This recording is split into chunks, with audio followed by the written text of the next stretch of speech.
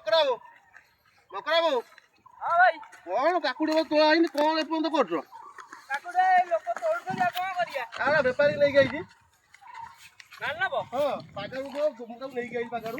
ଆରେ ମାଲ ଏଇନା ତ ତୋଳା ଚାଲିଛି। ହଁ ଦେଖୁନ ତୋଳା ଚାଲିଛି। ଲୋକ ତ ଆମର ଦିଟା ଲୋକ ପଳେଇଲେଣି କଣ ରାଗିଗଲେ କାଲିଠାରୁ। କାହିଁକି ତାକୁ ଦେଇନା କି? ରାତିରେ ଦେଇଥିଲି ସକାଳୁ କହିଲି ଆସିବାକୁ ଆଇଲେ ହଁ ମାରିକି ନେଇ ଏଇ ତ ଭୁଲ କରୁଛ ଆଉ। ରାତିରେ ଦେଇଥିଲି ନାଇଁ ଆଣିକି ଥୋଇଦବ ତାକୁ କହିବ କାମ ସରିଲା ପରେ ନବ। କେତେ ନବ? କେତେ ନବ? ଏବେ ଯେତିକି ଅଛି ନେଇଯା। ମୁଁ ଏଇନା ତୋଳିଲା ବେଳକୁ ମତେ ଦିନ 2ଟା 3ଟା ଖଣ୍ଡେ ହେଇଯିବ। ହଁ ସେଠି ଗୋଟେ ଅଟୋ ଥୁଆ ହେଇଛି। ସେ ଅଟୋରେ ଯିବ ଏଇଟା ତୋଳୁଥିଲେ ସେ ଭାଇ ମାନେ ସବୁ ପଳେଇଲେଣି ହେଲା।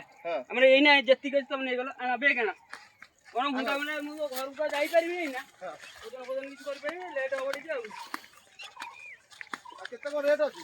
ରେଟ୍ ଯାହା ଥାଉ ତମେ କଣ ତମେ ତ ଜାଣିନ ରେଟ୍ ଏଇନା କେତେ ନେଖା 30-40 ନେଖା ବିକୁଛନ୍ତି ହେଲା। ଆଉ 25 ନେଖା ଦବ ଆଉ କଣ 25 ଟଙ୍କା ଚଳିବ ତ? ହଉ ଦେଖା ବେଗ ଦେଖା।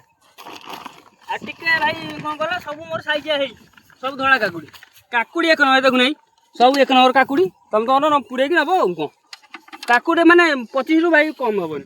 ଆଉ ଓଜନ ହବନି? ଓଜନ ମୁଁ ମାନେ ହାତ ଟେକି ଦେଇ ଜାଣିଦେବି ଏତିକି ଆମର ହେଲା। ମୁଁ ଟେକିକି କହିଦେବି ଏତିକି ଆପଣ ନେଇଯାଆନ୍ତୁ ହେଲା। ଆଉ କାଲି ଦେଖିବା ଆଉ କାଲି ଆସିବେ। ହଁ କାଲି ନହେଲେ ପଳେଇ ଆସିବ ଆଉ କଣ? ଏ ବା କାକୁଡି ଆରମ୍ଭ ହଉଛି ନା 2ଟା ପଠି ତୋଳା ହେଲା। ଆଉ ମୋର ତମେ ଯାଉନା ମୁଁ ତମ ଘର ଦେଇ ଶୁଣି କାଇଁ କହୁଛ? ଆସିବ ତ? ହଁ ହଉ ଏତିକି 50 କିଲୋ ଚଳିବ ତ?